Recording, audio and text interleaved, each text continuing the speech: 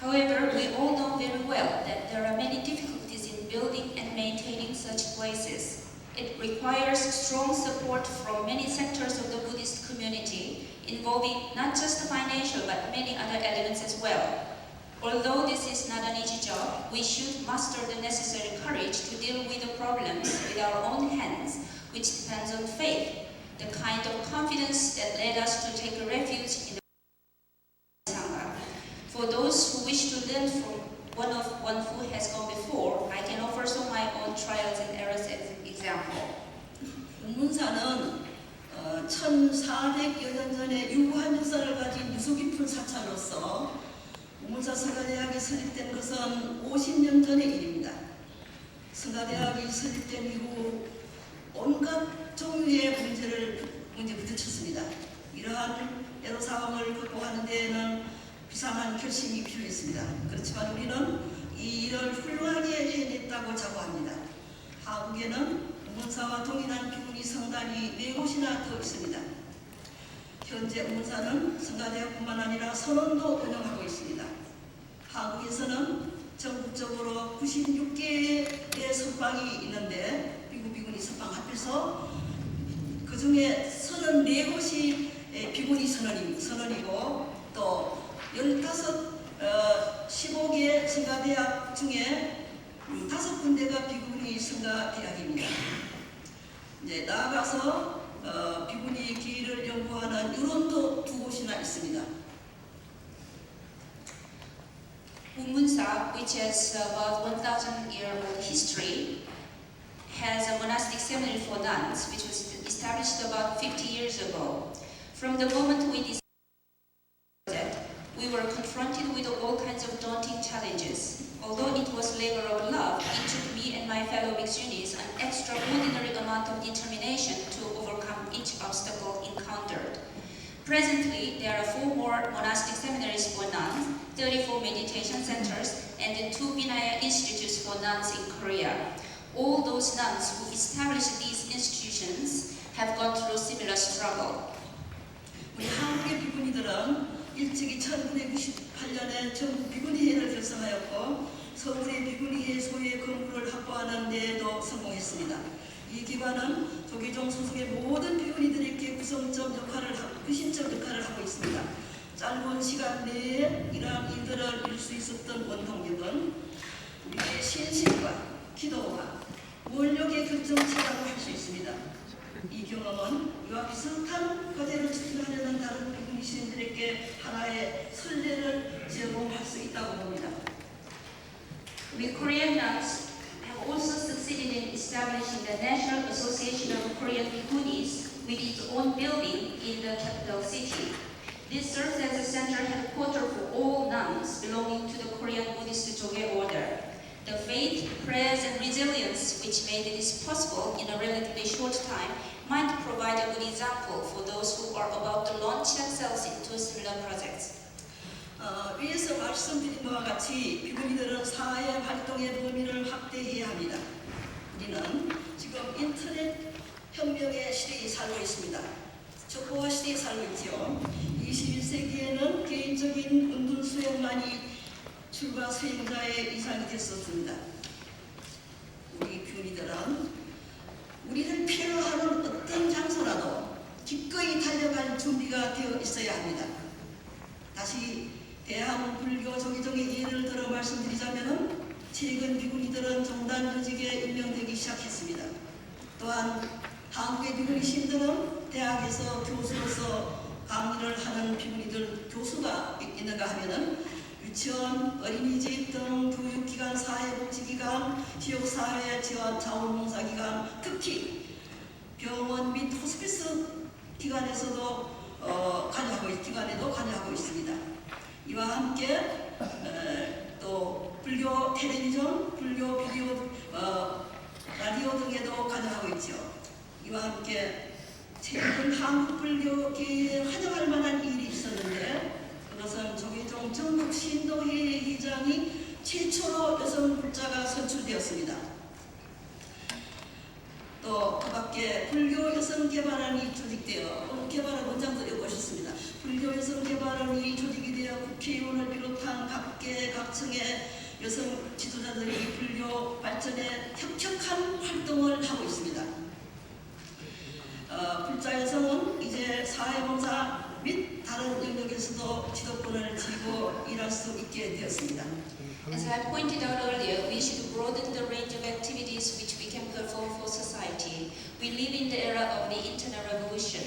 In this century, secluded individual practice cannot be praised as an exclusive ideal for monastic member. Social service is an equally significant form of practice. We should be prepared to run anywhere that we are needed. To use the Korean Buddhist Soge order as an example again, nuns direct a number of organizations dedicated to social welfare, voluntary community work, and especially hospice work in larger hospitals. Bhiksunis are also involved in a Buddhist television broadcasting corporation, a Buddhist radio station, and lifelong educational institutions. One of the most welcome surprises in the Korean Buddhist community lately has been the election of a woman as president of the National Association of Lay Buddhists.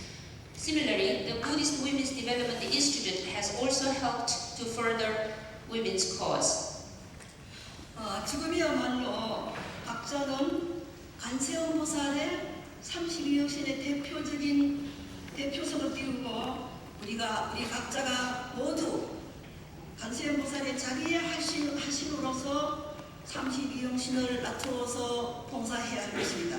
이 세계는 우리들의 자비심과 지혜를 기다리고 있습니다. 우리 비구니들은 모든 이에게 따뜻한 가슴으로 다가가야 할 것입니다. 이것이야말로 부처님의 가르침을 실현하는 진정한 길입니다. 이 학회에는 존경하는 각국의 여러 신임, 학자, 신심 깊은 제가 불자들과 또 그들의 친구들과 함께 다 이 자리에 모였습니다. 이번 역사적인 학회는 미래 사회에서 비구니들의 역할을 모색하는 데 매우 중요한 전환점이 될 것이고 원동력이 된다고 생각합니다. We should develop broader perspectives and understanding the needs of the suffering masses all over the world. Belated though as it is, we must try to find the solutions to the problems caused by our own short-sightedness in the past. This effort should not be limited to the domestic arena, but it should be extended to the international sphere. Now is the time that each bhikshuni must act as one of the 32 manifestations of Avalokiteshvara Bodhisattva. The world is waiting for our compassion and wisdom, and we should be able to reach all people with our hearts. This is the true way of realizing the Buddha's teaching. This historic gathering of venerables, scholars, and dedicated lay Buddhists and their friends will be a major turning point in shaping the role of bhiksunis in many years to come. 이거는 첨부해서 이제 말씀드릴 것은 제가 작년 그 태국에서 개최한 배삭대에 참석을 했었습니다. 근데 거기 가서 느낀 점은 태국은 불교국이라 해도 과언이 아닌 그러한 나라이제 비구니 성단이 없었다는 점입니다. 그거 아주 넌센스가 아닙니까? 태국은 불교국이라 해도 과언이 아니에요. 그런데 며칠만 있지 비구니들이 계시지 않더라고요. 그래서 제가 바쁜 중에도 그 나라 그 태국의 정정신님을 비웠고 제가 사정을 했습니다. 비구니 성단이 속히 이루어지도록 적극적으로 협조해달라고 제가 간청을 하고 돌아왔습니다. Last year I attended the Vesak Day Festival in Thailand, and I was disheartened by the fact that even though Thailand is a virtually Buddhist country, there was no full ordination for women. So I requested sincerely, I supplicated to the patriarch of the Thai Buddhist community that it is very important to introduce dual ordination for Thai nuns, and this was what I wanted to add to the speech. 그래서 저는 매일 아침 기도문 중에 들어 있습니다. 태국에 비구니 성단이 생기게 해야지다 하고 부처님한테 아침마다 축원을 하는데 거기 삽입이 되어 있어요. So every morning when I pray, I include the need for the dual ordination for Thai nuns. So every morning I pray 제가 영어에 능통하지 않는 관계로 통역을 이 수반돼서 시간을 많이 끌어서 대단히 죄송합니다. 끝까지 경청해 주셔서 대단히 감사합니다. 선포하십시오. I'm very sorry that because of my English limitations that it took more time than allotted to me, but I sincerely thank you for listening to me all the way to the end.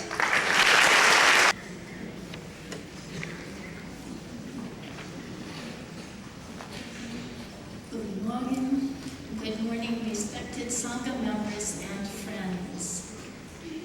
In the past 50 years, efforts to bring women into the mainstream of human society have accelerated.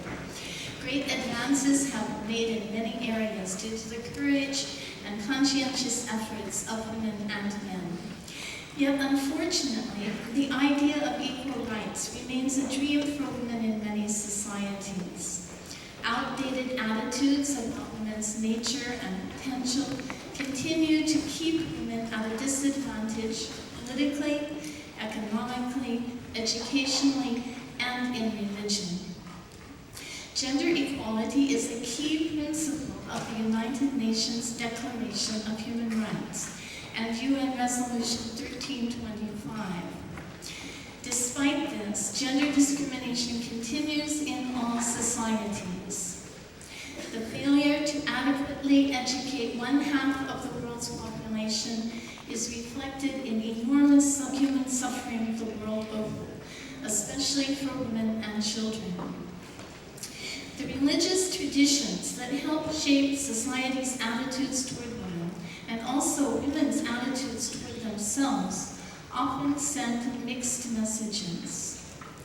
The world's major religions, Buddhism, Hinduism, Christianity, Judaism, and Islam, assert that women and men have the potential for liberation or are equal in the sight of God.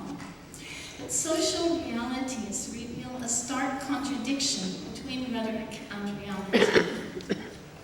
Women continue to lack equal representation in social, political, and religious institutions. For many, the failure of the world's religions to live up to their professed ideals is hypocritical. The human rights debate raises two important questions. The first is political. Is the language of human rights applicable to all human beings across cultures, or does it grow out of a specific dynamic that may not be applicable to all? For example, the People's Republic of China maintains that the concept of human rights was framed in a European context and is a Western imposition on non-European cultures. Whereas many others, including His Holiness the Dalai Lama, feel that human rights are universal and follow naturally from concepts of compassion and interrelatedness. The second issue raised in the human rights debate is philosophical. What is the nature of human rights, and to whom do they apply?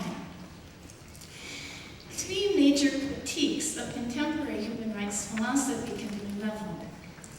The first is that human rights doctrine is simply an abstract concept divorced from real human needs. Yet the doctrine does speak to human needs and inequities. For example, the UN has documented that 60% of the work in the world is done by women. But only 20% of the world's wealth is held by women, and only 1% of the land. The second critique is that contemporary human rights doctrine is a Western theory, and therefore its application is a Western imposition rooted in Western hegemony. While it can legitimately be argued that human rights theory is of Western origin, rooted in European Enlightenment thinking and secular humanist ideals, that does not render it a cultural imposition. Human rights are presented as universally applicable to human beings of all descriptions and capabilities. This claim is backed up by statistical data. No one wishes to be deprived of adequate food, shelter, health, education, and other basic human requirements. Everyone values the freedom to think as they wish, believe as they wish, associate with whom they wish. As a Hong Kong bhikshuni told me during a trip to China in 1982, even birds and dogs want to be free. Why shouldn't human beings also want to be free? The third major critique is that contemporary human rights doctrine is an unattainable dream. Because human beings are selfish, this argument goes, there will always be those who take more than they need. Human beings will grab power and wealth and even leave others without. But statistically, it has been shown that there is enough food for the world's population. It simply is not distributed equitably. The sufferings of the world are largely due to inequalities in the distribution of resources. The disproportionate poverty of women and children is a glaring instance. To address gender inequalities is therefore a crucial element for implementing human rights theory into actual practice. Buddhists around the world proudly reiterate the stock phrase that Buddhism is an equal opportunity religion, and enlightenment is equally available to everyone, female and male. But is this really the case? Even if women are assumed to have equal potential to achieve liberation or enlightenment, do they have equal opportunities to realize that potential? Philosophically, Buddhists contend that all sentient beings have the potential to achieve liberation or enlightenment. The logic of this affirmation is straightforward. Liberation or enlightenment is achieved by purifying one's mind of all mental afflictions. All beings who possess consciousness, whether female or male, are capable of these goals. Yet the process of purifying one's consciousness requires knowledge and practice. This is traditionally framed as hearing, contemplating, and meditating on the Buddhist teachings. Although all sentient beings theoretically have the potential to achieve liberation or enlightenment, it is obvious that beings in the animal and hungry ghost realms, for example, face so many obstacles that it is virtually impossible for them to attain these goals while in those states of being.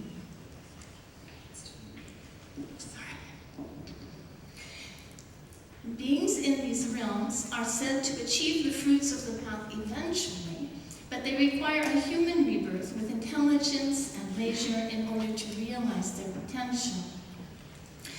Does this mean that some sentient beings have greater potential than others to attain enlightenment? The answer would have to be yes. That is because the circumstances for achieving enlightenment are markedly different for beings in different circumstances. Although all sentient beings certainly have the potential to achieve enlightenment, the probabilities of realizing that potential as a frog or as a human being born in a devout family in a Buddhist society are vastly different. Similar reasoning can be applied to the question of women and men. Since all sentient beings can achieve enlightenment and women are sentient beings, it follows that women have the potential to achieve enlightenment. The question is, do women have equal opportunity to realize that potential? As explained, the probability of women realizing their potential depends on their individual circumstances. Women may possess a precious human rebirth, but women are also constrained by social and cultural factors. The 8 Guru Dharmas, early childhood conditioning to bear and care for children, and preconceptions of incapability, internalized oppression. These social and cultural constraints, which often do not apply to men, impede women's ability to realize their path. In actuality, women's probability of achieving enlightenment differs markedly from men's due to several specific constraints, especially the lack of opportunities to receive a systematic Buddhist education and the lack of support for receiving ordination. We are left with the question of whether these constraints stem from the words of the Buddha or the words of religious bureaucracies. In fact, the central Buddhist concern is purification of consciousness, and consciousness has no gender. The aim is to eliminate suffering, and there is no question that women suffer equally or perhaps more than men. This suffering is not only portrays as a weakness, but from the additional sufferings of gender-imposed restrictions and gender-based violence. When women resolve to purify their consciousness as instructed, they are often denied access to the required knowledge and conditions for practice that would enable them to do so. Women are often counseled to accept the reality of gender discrimination and deal with it humbly as a form of practice. However, one never hears of monks being counseled to reflect on the mental afflictions associated with gender discrimination and antiquated attitudes toward women as a form of practice. Nuns are routinely told that keeping 8 or 10 precepts is difficult enough for them. Yet monks are never told to forego full ordination and remain novices for life. Another glaring example is not allowing nuns in the Tibetan tradition to study the Vinaya. Access to these studies is being denied to nuns because they are not fully ordained, even though this knowledge is necessary for the nuns to qualify for the Geshe degree. Discrimination against women in monastic education and ordination deprives women of the opportunities to hear, contemplate, and meditate on the Buddha's teachings. For this reason, the lack of full inclusion of women in the monastic system is simply wrong from a Buddhist perspective. The Buddha is said to have enjoined his followers to see things as they really are. In this light, it is useful to recall that Buddhism developed in Brahmanical culture in which women were subordinate. One likely reason the Buddha initially hesitated to admit women to the Sangha was concern for societal preconceptions or perceptions, to ensure that his teachings were not discounted.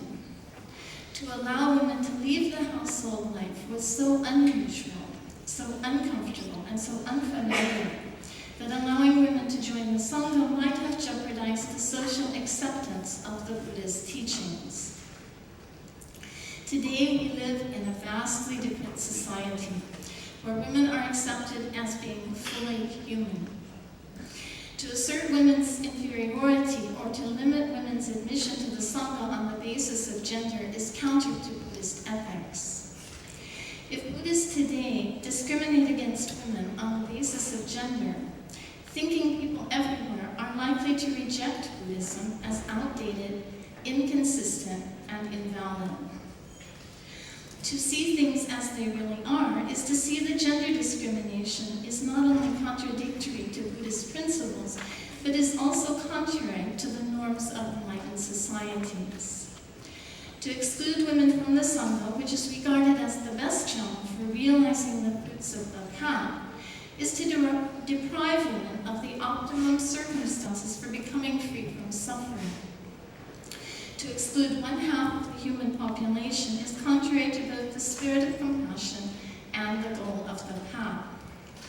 Loving kindness must recognize the immense human suffering caused by gender discrimination, both to individuals and to society. 20 years ago, Sakyadhita began a movement to give voice to women's concerns and deepest aspirations. Since then, the movement has become a catalyst for change in the lives of millions of women and men around the world. As women network and exchange ideas, they discover their diversity and also discover the similar challenges they face as Buddhist practitioners. Being a Buddhist in Laos or Mongolia is very different from being a Buddhist in London or LA. However, the experience of being a woman unites Buddhists from vastly different cultures and backgrounds. Since 1987, Buddhist women from around the world have begun uniting globally and assuming new roles in working for the welfare of human society. Representing over 300 million women worldwide, the Buddhist women's movement has emerged from the shadows into the international spotlight as a highly dynamic force for social change. If we are able to reach the women of China, these numbers could double. Buddhist women clearly have enormous potential to effect global transformation. Working toward gender equity in Buddhism has not been easy. Denial and resistance persist.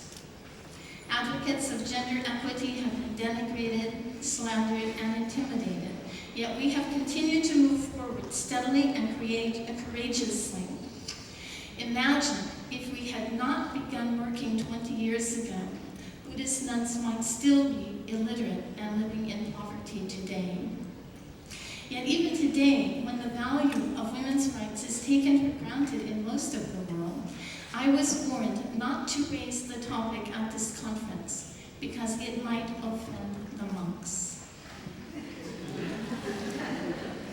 I'm not making this up.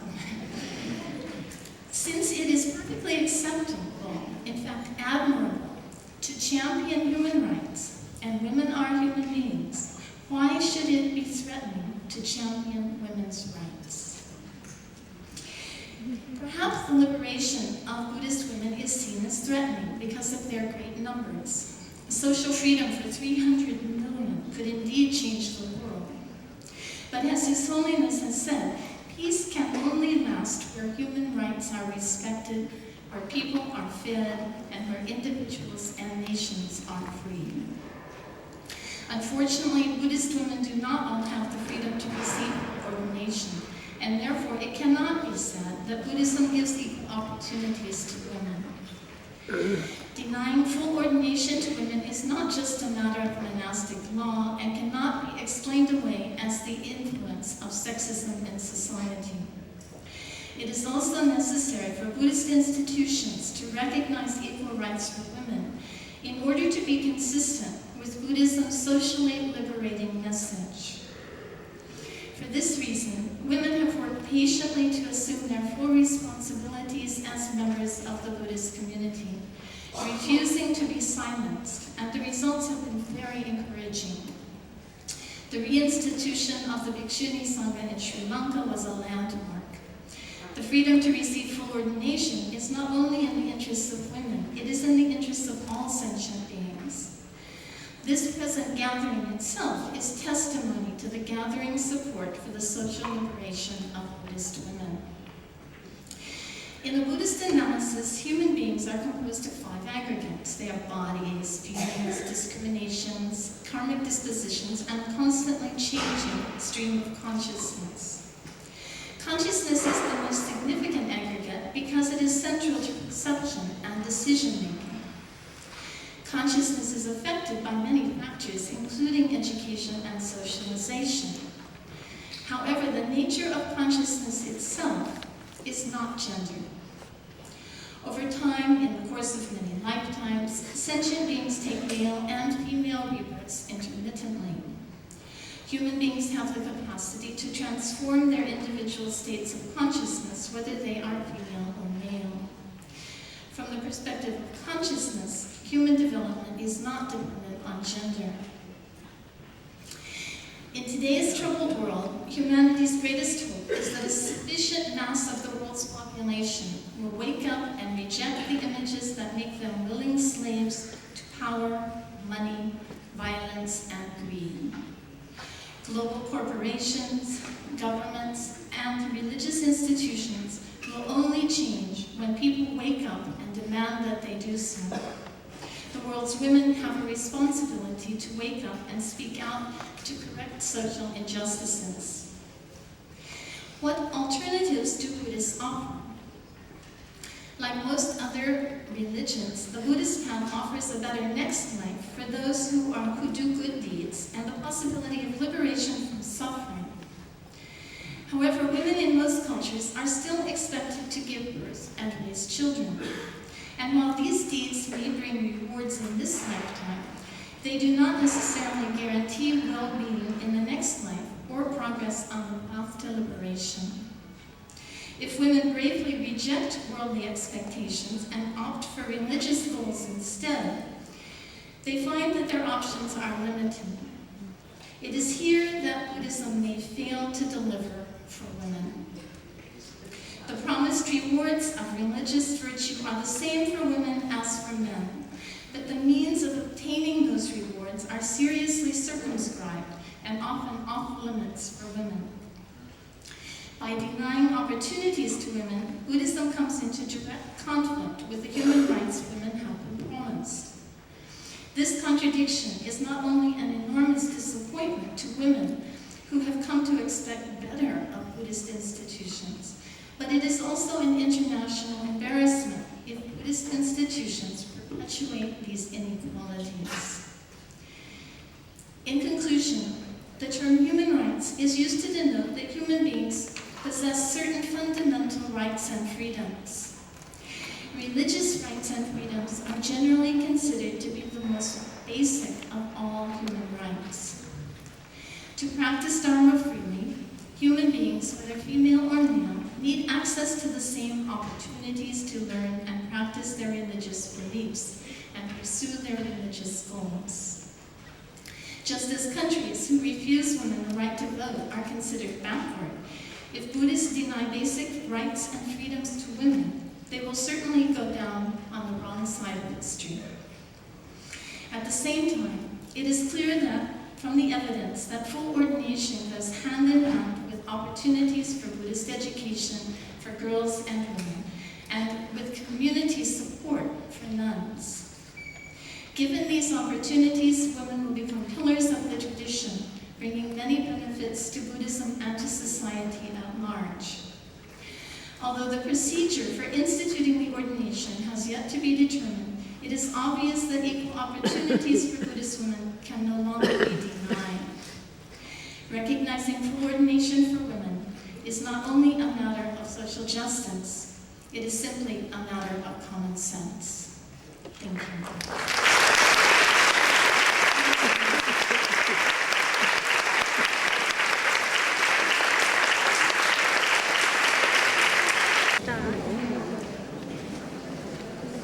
Venerable friends, in my presentation today, I would like to focus on what the early Buddhist texts transmitted in Pali, Sanskrit, Chinese, and Tibetan have to tell us about the Buddha's attitude towards the nuns.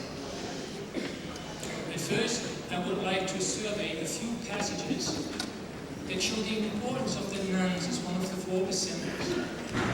After that, I would like to take a look at the story of the foundation of the Order of Nuns. According to a passage in the Mahaparinirvana Sutta that has been preserved in Pali, Sanskrit, Chinese, and Tibetan, soon after his awakening, the Buddha had already decided that he would establish four assemblies of disciples, one of which is an assembly of nuns. The implication of this passage is unequivocally that the Buddha wanted to have nuns. Another passage of similar importance is in the Mahavajjapata Sutta. This is found in Pali and Chinese, according to which the Buddha's dispensation will be complete only if he has accomplished nun disciples. Several other passages similarly highlight the importance of the nuns as one of the four assemblies of the Buddhist disciples.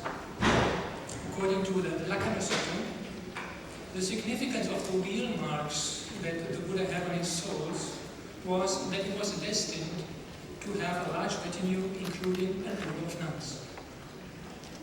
A discourse in the Anguttara Nikaya, together with its two Chinese parallels, proclaims that the whole community is illuminated by the presence of learned nuns. That many of the early Buddhist nuns were indeed very learned is also documented in a broad range of texts and in inscriptions. A passage preserved in Pali, Sanskrit, and Chinese tells us that the nun Sukha was such an outstanding teacher that even spirits would tour the roads of Rajgriha and tell everybody to come to receive her. The listing of eminent disciples in the Anguttara Nikaya and Kotrika Agama covers an impressive number of accomplished nuns, outstanding for wisdom, meditation, strict sila, even for the ascetic practices. Verses spoken by enlightened nuns are collected in the Therigatha. We have a whole Samyutta Nikaya and Samyutta Agama collection on the Bhikkhunis. All this shows the degree to which the nuns were an important part of early Buddhism.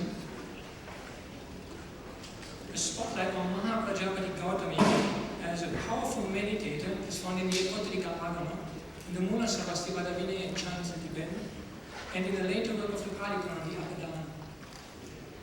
This report that when she passed away, she performed various miracles, and she died in the same way as the Buddha passed away. She attained the 4 jhanas, she attained the 4 immaterial attainments, then she went all the way down again, up again into the 4th jhana, and then she passed away. According to the Pali Apadana, the Buddha himself had asked her to perform miracles because he wanted to remove the wrong view of those fools who think women cannot attain enlightenment. In sum, if we look at the relevant early canonical passages, we see that right after his awakening, the Buddha wanted to found a order of nuns. And this order of nuns is one of the 4 assemblies, was an integral and important part of the growth of early Buddhism. Now, if we look at the story of the foundation of the order of nuns, I think we get quite a different impression. According to the story, which most of you probably know, Mahaprajapati Gautami was refused the going forth by the Buddha. She then shaved off her hair and followed him from Kapilavastu to Vaishali, and she repeated her request and was again refused. Ananda intervened, and he convinced the Buddha to allow her to go forward. But the Buddha, when he gave his permission, he made a prediction. He is supposed to have made a prediction that as nuns have gone forth in the Dharma now, the Dharma will last only for 500 years, instead of lasting for 1,000 years. Before I examine this account, there's 4 positions taken by other scholars that we just need to briefly refer to set the ground. One of these is that the story of the foundation of the order of nuns is not found in the Mahasamhika Vinaya. This is not correct. It is only not found in the Chinese one, which is abbreviated, but it's found in full in the Sanskrit version. Another proposal that has been made is that there is an alternative account of the foundation of the order of nuns preserved in a Uyghurian text, the Maitri Sirit. This is an old Turkish language. This is also not correct. This account is actually not about the foundation of the order of nuns at all. It is about an attempt by Mahaprajapati Gautama to give a robe to the Buddha. Another proposal has been made that Mahaprajapati Gautami only asked for herself and her friends to be ordained, but not really for an order of nuns. I also don't have the impression that this is correct, as in all the Vinayas that I've checked, she's always asking for the going forth of women in general. And she would have known that there were no nuns, so she must have been very clearly aware of the fact that being given the permission to go forth means the foundation of an order of nuns. The 4th proposal is that nuns were already in existence at the time when Mahaprajapati Gautami went forth. This proposal is based on a discourse called the Dakinavibhanga Sutta, which we have 1 Pali version and 2 Chinese versions. This reports a meeting between Mahaprajapati Gautami and the Buddha, and at the beginning of the discourse there's a reference to her observing 5 precepts. But in the later part of the discourse, there's a reference to the order of nuns as a recipient of gifts. Now, if we read the first part, we have the impression that she must be a layperson, as she's only observing 5 precepts. But then in the later part, it speaks about the order of nuns. So there we have the impression that there's some inconsistency. However, I think if we look at the Chinese version, we find that in one of the Chinese versions, she's explicitly introduced as a nun. And I think that, excuse me, if we look at the whole situation then, one has the impression that this reference to the 5 precepts may just refer to an earlier time when she was still a laywoman and she had become a Buddhist. So, even though the Dakinavibhanga Sutta is ambiguous and we cannot be entirely certain, I think it is not possible to come to the conclusion that it shows that Mahaprajapati Gautami ordained only when there were already nuns. Because everywhere else we find her introduced as the first of nuns. This is the fact in the Anguttara Nikaya and in the Kotrika Agama, she is called the senior most nun. And in the different Vinayas, she always acts as a leader for the nuns. That would make only sense if she was really the first of them. After these comments, I would like now to go and have a look at the account of the foundation of the order of nuns itself. there are four problems that I see. The first problem is a chronological problem. It is in relation to the intervention by Ananda, who is supposed to have convinced the Buddha of allowing the foundation of the order of nuns. According to the commentaries, Mahaprajapati Gautami made her request for ordination about 5 years after the Buddha's awakening. Such an early date seems reasonable. She had been the Buddha's foster mother, so that she must have been considerably older than the Buddha. The discourses report several meetings between her and the Buddha after she had gone forward, and she often acts as a spokeswoman for the nuns in the different vinayas.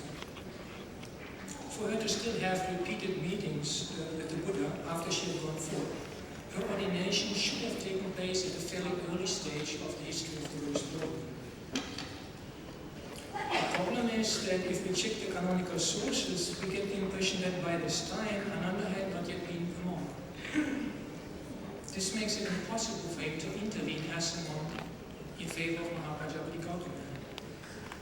To attempt to solve this contradiction by shifting the foundation of the order of nuns to a later date does also not help us. Because by the time Ananda had ordained, which is probably in the 20th year of the Sasana, Mahaprajapati Gautami would have been close to 80 years old. For her to go forth at such an advanced age seems highly improbable in view of the many activities that we hear she had done for the order of nuns. The second problem is the 8 special rules, the Gaudamas, that the Buddha supposedly set as a condition for the foundation of the order of nuns. The difficulty here is that the background story given to Vajitya rules that match these Gaudamas already refer to nuns, so that the event that led to the promulgation of the rule happened when nuns were already in existence. Moreover, these Vajitya rules declare freedom from guilt for the first offender.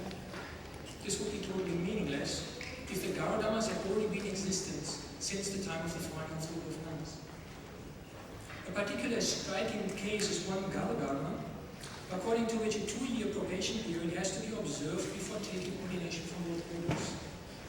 Elsewhere, the Vinayas treat the problem that arose from ordaining a pregnant woman. Such a problem could have never arisen if right from the outset there had been a 2-year probation period, during which the candidate obviously has to live a celibate life. Ordination from both orders can also not have been the rule right from the outset, because we have several references to nuns ordained by the Kamnan ordination. 5 more minutes. From the outset of their existence, nuns had to be ordained by both orders. We would never have any references to the Bhikkhuni ordination. So I think the Gaudamas are also highly improbable that these could have been promulgated at the time the foundation of the order of nuns took place. The third problem I have is with the prediction. The prediction that the Dharma will last only 500 years. Normally in the discourse we find that predictions about decline are consistently related to mental qualities, never to externals such as caste, race, or sex. Several discourses mention the nuns as a factor to prevent the decline of the Dharma, which stands in direct contrast to supposing that their existence leads to decline. It would also seem problematic that the Buddha should refuse to found an order when requested to do so, as I mentioned right at the beginning of my talk. In the Mahaparinirvana Sutta, he has decided right from the outset to have an order of nuns. Why should he refuse? I found one passage that has helped me to get a perspective on this. This is found in the Mahishasaka Vinaya, in the Mula Sarvastivada Vinaya, and in 2 discourses. It's just a small passage, but it says that when the Buddha refused Mahaprajapati Gautami going forth, he told her, you may shave your hair, you may put on robes, and you can live the celibate life at home. For the Buddha to tell Mahaprajapati Gautami to live a semi-monastic life at home without setting out wandering as a mendicant nun, to me provides a very meaningful perspective. It would explain why she shaved her hair and followed the Buddha after the first refusal. Here it needs to be kept in mind that she was a student. I think it is highly improbable that she would openly defy the Buddha by going forth against his wish. but it would be perfectly understandable if she stayed there, puts on robes, just as what the Buddha had told her, and then follows him to show that she and the others were capable of dealing with the difficult condition of a woman's life. So I think that this initial hesitation to allow Mahamajapati to go forward need not be an expression of their reluctance to have an order of nuns. It may only have been due to the fact that at this early stage in time, when only few lodgings were available and supply by layfuls was just building up, the Buddha thought the conditions were still not right to let them go forth as wandering nuns. In sum then, it seems to me that the elements in the account of the foundation of the order of nuns that express a negative attitude are either unreliable or else they can be explained to be related to particular circumstances. Apart from this account, other early canonical texts present the Buddha's attitude towards the order of nuns in a very positive light. These indicate that the Buddha wanted an order of nuns. In the light of the modern situation, it follows that we should make every effort possible to support the establishment of an order of nuns in each of the Buddhist traditions.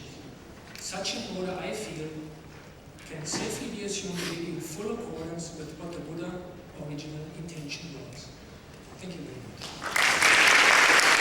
Dear participants at this conference, one version of the account of the establishment of the Buddhist nuns order in the Theravada tradition is given in the Vinaya Pitaka. Proponents as well as opponents of the re-establishment of the Buddhist nuns order repeatedly refer to this legend. Both do so with good reason, for the events depicted there do not allow to draw a coherent picture of the events, as already has been said. I will now analyze the content and context of the 8 so-called heavy rules, the Gaudama, mentioned in this account. It shall be demonstrated on the basis of internal evidence, the diverse and at times even conflicting agenda are voiced in this canonical account. This will lead me to the more general question of what can be the touchstone of authenticity and authority when it comes to a tradition's evaluation. Thus, although the texts I deal with stem from a different Buddhist tradition, my reflections might still have some relevance for the issue dealt with in this conference, namely if and how a nun's order in the Tibetan tradition can be established or re-established. Apart from the Bhikkhuni Vibhanga, there are few passages in the Vinaya Pitaka which exclusively or specifically relate to women. One of them is the 10th chapter of the Chulabhaga. There we do find direct and indirect evidence regarding the Buddha's attitude towards the establishment of a Buddhist nun's order. His attitude is depicted as ambivalent, to say the least. Thus, according to this account, although the Buddha in the end agreed to establish a Bhikkhuni Sangha, he only hesitatingly accepted women as members of the order. He admitted that women are capable of salvation. He compared women to diseases and weakening factors of the Sangha and for the duration of the Dhamma. And he announced 8 heavy rules, the acceptance of which he made the precondition for any woman's ordination. What is striking is that these 8 rules, although they serve not only as admission criteria, but also as rules which are to be observed for life by every nun, are not part of the Bhikkhuni Patimokkha. However, 7 of these rules do in fact have parallels either in word or in content with other rules which are in fact given in the Bhikkhuni Patimokkha. Moreover, it is remarkable that these 8 rules, although depicted as a precondition for ordination, are not at all mentioned in the ordination formulas for nuns, as given later in the Chulabhaga. It is therefore, I argue, not unlikely that the 8 Gaudamas are in fact a list of those rules which seem to later monks most important. That was was included in this account in the editing process. I want to start with the fifth of these rules, because it directly hints at a general inconsistency regarding the Gaudamas and the rules of the Bhikkhuni Bhuktimokkha. Gaudama 5 stipulates that a nun who has offended against one of the Gaudamas must undergo 14 days of manacca before both orders. This Gaudama is the only out of the 8 rules without equivalent among the Prachitiya rules of the Bhikkhuni Vibhanga. The penalty for transgressing a Gaudama corresponds to that imposed on a nun when she breaks the Sanghadisesa rule.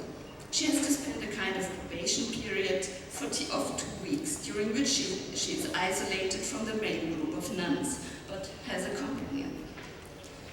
A breach of a Prachitiya rule, however, requires a simple confession. Thus, listing identical rules as Gaudama with 2 weeks of probation and as Prachitiya resulting in simple confession, as is the case with Gaudama 2, 3, 4, and 7, is an obvious inconsistency if the term Gaudama does not refer to Sanghadisesa in Gaudama 5, which is debatable. Gaudama 1, 7, and 8 deal with the relationship of individual nuns and individual monks. The first of the 8 heavy rules makes quite clear that a nun is always beneath a monk in rank. A nun, even if she has been ordained for 100 years, has to greet respectfully, to stand up, to salute with joined palms, and to carry out other acts of homage towards a monk, even if he has been ordained only on that very day. Gaudama 7 tells us that a nun who is in no way allowed to insult or disparage a monk, and Gaudama 8 says that a nun may not address a monk or admonish him, whereas monks may address nuns or admonish them. 3 more, Gaudamas regulate the relation between the Bhikkhuni Sangha and the Bhikkhu Sangha. All these 3 Gaudamas have parallels in the Bhikkhuni Vibhanga in the Prachitiya section. Therefore, as I already said, there exists a discrepancy regarding the penalty. On the one hand, 2 weeks of probation are prescribed for Gaudamas. On the other, there is just a simple confession for a breach of the Prachitiya.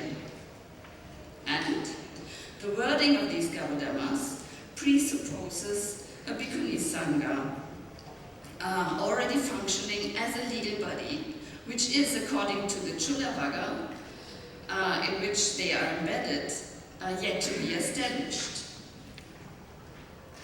These procedures are there, moreover, described as gradual development later in the Chulavagga. However, the Gaudama which most conspicuously breaks the frame of the account in which it is embedded, and which is at the same time the most important in the context of this conference, is Gaudama 6, according to which a woman has to live 2 years as a Sikhamana before a full ordination. During this time, she has to follow 6 rules. Her full ordination then is to be performed by both orders. This rule partly corresponds to Prachitiya 63 and 64 of the Bhikkhuni Vibhanga, which deal with the special 2 years of probationary period for women.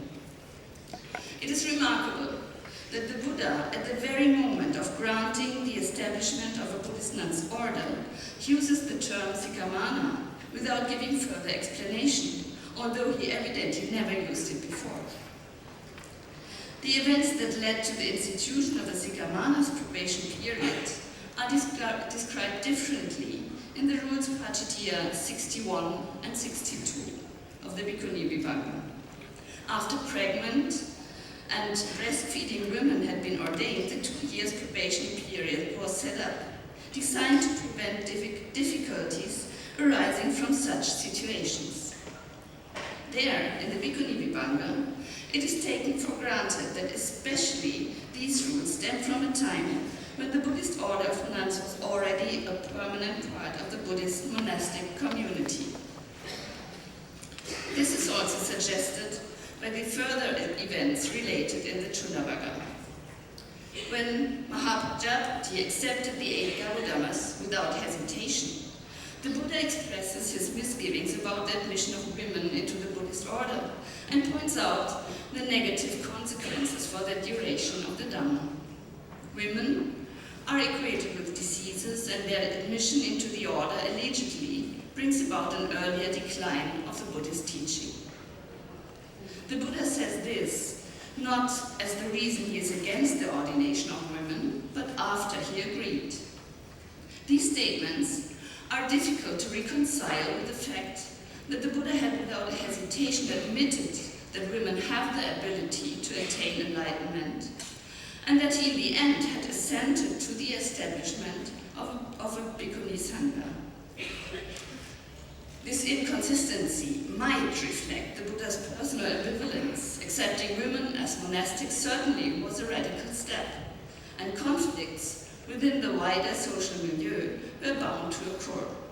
However, I am convinced that this inconsistent account is not a reflection of the Buddha's personal ambivalence, but rather gives expression to the fact that diverse and sometimes even contradictory currents prevalent at the time of the redaction of these texts are expressed in this account. This is even more likely if we take a closer look at the remaining passages of this section in the Chulabhaga. There, immediately after Mahapajapati Gotami's acceptance of the Gaudamas, a development of the Buddhist nun's ordination is depicted. First, the Buddha announces that nuns are to be ordained by monks. Later, this procedure is modified again. In the next step, women have to be declared pure from the ordination obstacles, the antarayika dhamma, by the nuns before they are ordained by the monks, and then a double initiation of women is decreed, first by the order of nuns and then by the order of monks. This is depicted as a gradual development which contradicts the account in the beginning of the 10th chapter of the Chulabhaga, where the fully fledged form, the double ordination, is proclaimed by the Buddha right from the beginning. The discrepancy between the stories told in the Bhikkhuni Vibhanga and the 10th chapter of the Chulabhaga and the differences of the diverse accounts, even within the 10th chapter of the Chulabhaga, are striking.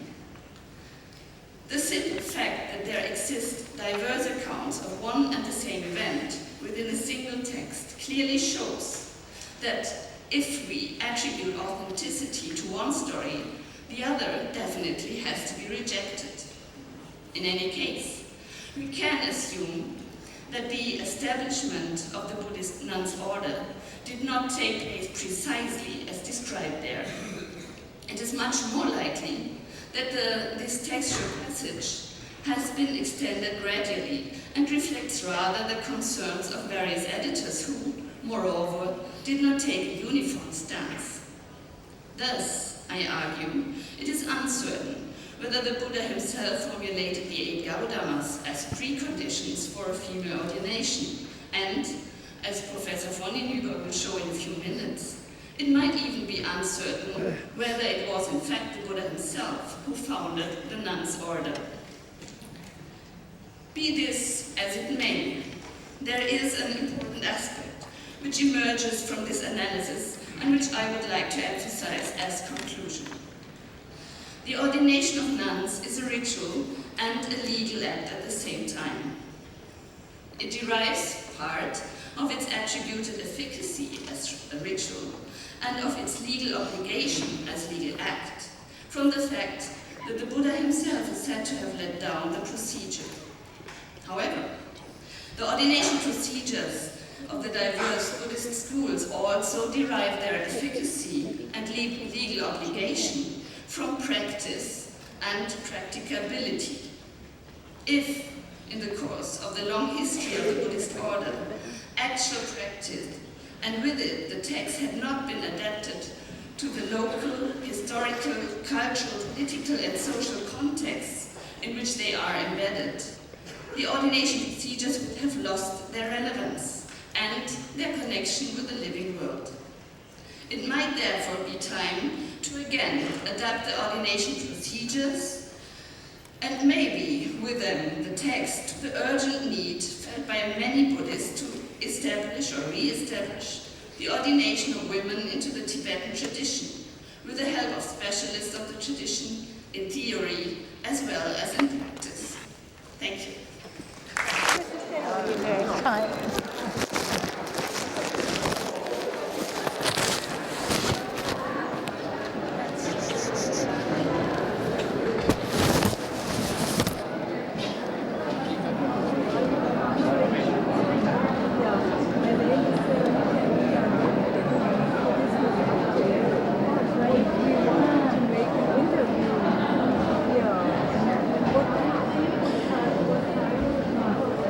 There's some requested this afternoon.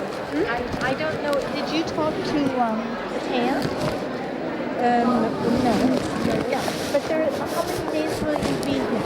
Yeah, I have time today and tomorrow. Yeah. Yeah, tomorrow evening, 7 o'clock. There's answer and question here. No, I think we have dinner. Okay. No, tomorrow night, no. Maybe tomorrow. Yeah. There's tomorrow now. Let's say tomorrow at 7 o'clock, and if you don't have time, we speak each other. That would be after the Q&A, after the questions. No, instead of the question. I don't want to miss because it's very important because I have to speak at the...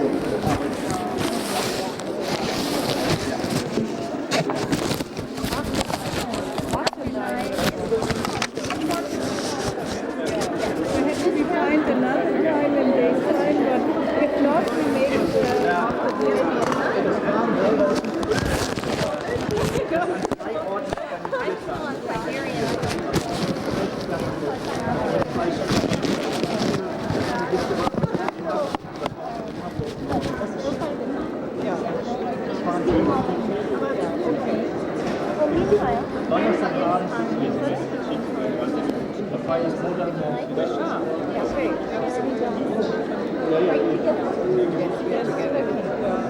This is Marietta Schürholz. She will help you with translation.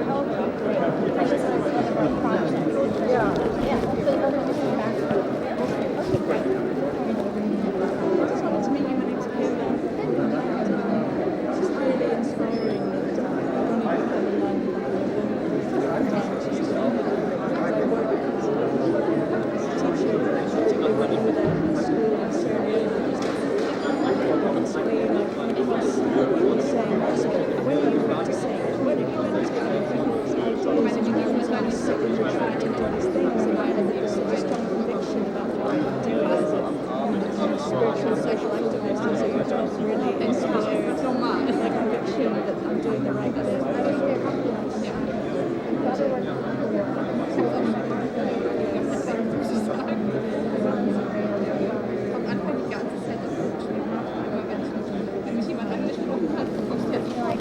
Oh yes, please. That would be great. Thank you.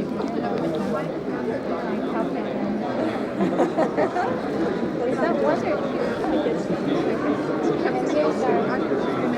Nein.